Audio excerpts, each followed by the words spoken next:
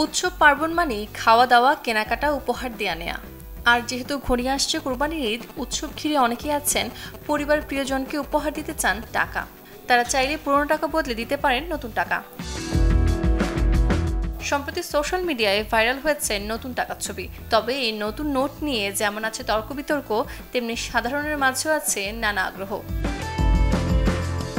সময়ের হাওয়া বদলে 100, 200, 500 ও 1000 টাকা নোটের ডিজাইন ও নকশা এসেছে ভিন্নতা। 100 টাকার নতুন নোটে একপাশে আছে বাগেরহাটের ঐতিহাসিক 60 গম্বুজ মসজিদ ও জাতীয় প্রাণী রয়্যাল বেঙ্গল টাইগারের জলছবি। অপরদিকে বিশ্বের বৃহত্তম ম্যানগ্রোভ বন সুন্দরবন, যেখানে আছে এক ঝাঁক হরিণ ও একটি বাঘের ছবি, সেই সাথে আছে সাদা অংশে বাঘের জলছবি। QCY Melowax Pro ANC on সব নয়েজ গন। আবার 200 টাকার নোট দেখতে হালকা হলুদ রঙের, তাতে আছে ঢাকা বিশ্ববিদ্যালয়ের কলাভবনের সামনে অবস্থিত অপরাজেয় বাংলা ভাস্কর্য।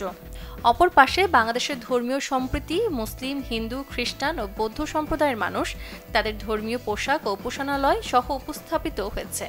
মাঝখানে সবুজের মধ্যে আছে দেশের মানচিত্র।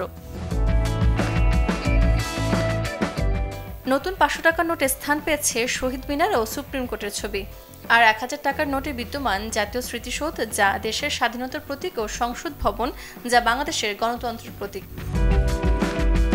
এক কথায় বলতে গেলে নতুন নোটে ফুটে উঠেছে বাংলাদেশের প্রাকৃতিক সৌন্দর্য, ইতিহাস ও সাংস্কৃতিক প্রতীকগুলো। সেই সাথে আগের নোটের মতো থাকছে না কোনো ব্যক্তির আলাদা ছবি। পবিত্র ঈদুল আজহার আগে সাধারণ মানুষেরা বাজারে পেয়ে যাবেন নতুন ডিজাইন ও ভিন্ন নকশার এই নতুন নোট।